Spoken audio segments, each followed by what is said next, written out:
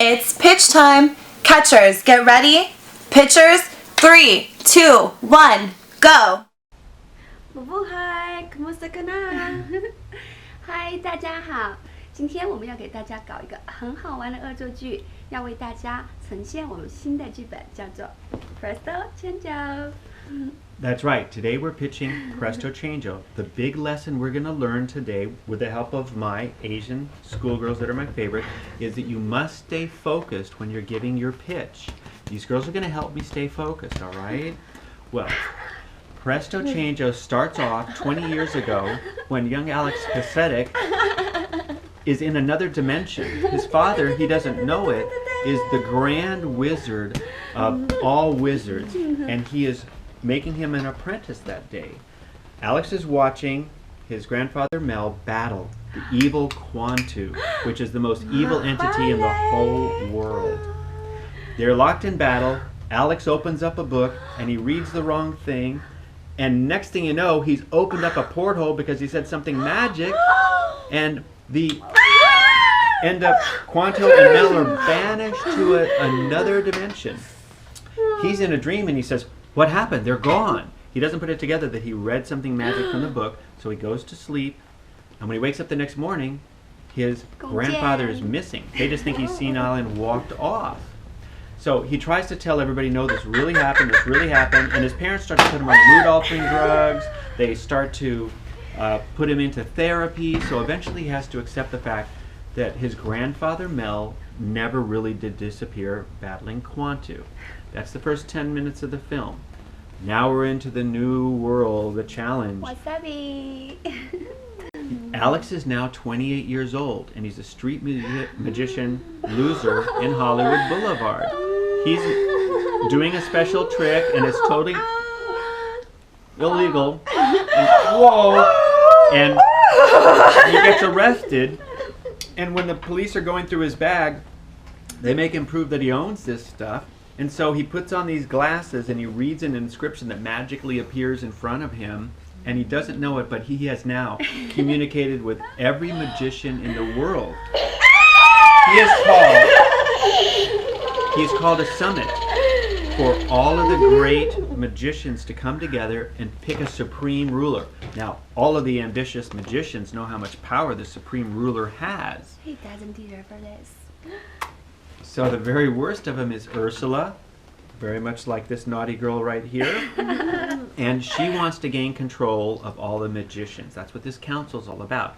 So Alex, remember, he has blurted out something. It calls all of the magicians of the universe together. And where do they end up? They end up in Las Vegas. 100 years ago, when they convened there, because it's the most negative place in the universe, there was no Las Vegas.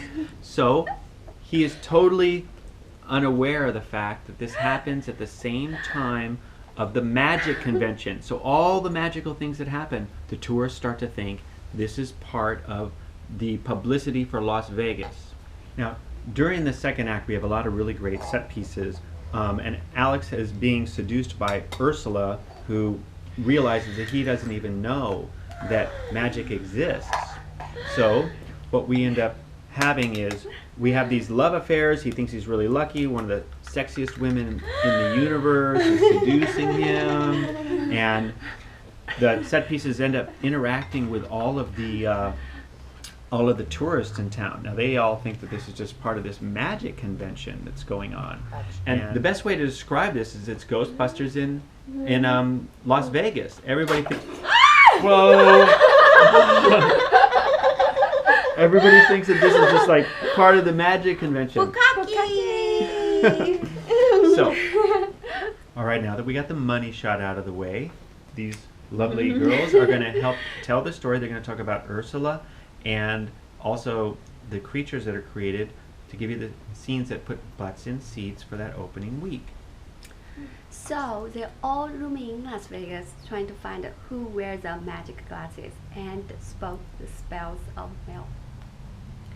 Alex doesn't realize it, but speaking those words opens up a portal of magic. And it brings out CGI creatures that walk around the whole casino. But the tourists think that's all part of the magic convention. Now, one of the great creatures that's created is called the Wee-Woo. The Wee-Woo, think of him like a big dragon you see in a Chinese parade at New Year's. And it can read your thoughts, and if you want to go to another dimension and you are magical, it will appear and it will swallow you. The only way to the other dimensions is to go through the Wee-Woo, and when he does, he remembers, this is what I felt when I was with my grandfather Mel. And he realizes he is magic. So this is the point of no return in the script. He realizes, I've got to find out what I did wrong. This is really terrible. Meanwhile, Ursula is pursuing him as a love interest. Yes, but if Ursula can seduce him and find the magic glasses, she can banish all of them and control the world. All this time, the good wizards are chasing down Alex, but being arrested by the police. As a side bet, what happens is, because they showed up and they really are magic, all the magicians that are doing their stupid little shows, their magic really starts to work. It starts to freak them out. It's kind of chaos, but a little bit controlled chaos. It hasn't blown into the full-blown disaster that Ursula's about to cause. Vegas quickly turns into the Ghostbusters, with all the magicians trying to outdo each other, becomes a grand wizard. Only if Ursula finds Alex. At the last second, Alex realizes who she is, and he has to accept the magic in his blood.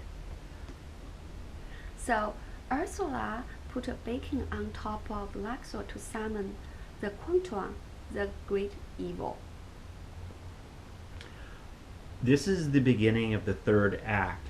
He knows he cannot beat Ursula. Ursula is now wiping out all the other magicians that tried to challenge her. But he feels responsible for this, so he is going to go on top of the Luxor where Ursula has activated that beacon, said some magic words. It penetrates space to where Quantu is. Remember Quantu from the beginning of the movie? She's calling Quantu to kill all of the magicians. This is going to backfire on her because she doesn't know Mel is locked in an eternal battle with Quantu. When the dimension opens up, she thinks she's going to have Quantu on her side, but instead, riding Quantu is, of course, Grandfather Mel down there, kind of like Gandalf, coming down on her. And this is the thing she didn't expect. It gives Alex the courage to start to begin to destroy her. So, in the end, Alex is recognized as the heir of the grand magician in the universe. Presto Chango is Ghostbusters in Vegas during the Magic Convention. There is a love story. City officials keep Alex from saving the day, and hilarious tricks the spirits play on the tourist. So Alex is recognized as heir to the grand title of Grand Magician of the Universe. So all along he did a great hero arc. He ends up having taken Mel's place. Mel can relax. He's the grand magician now. These girls help me tell this story, and the worst of everything's over. I think I'm in trouble now. The sexiest screenwriter alive just made you his pitch.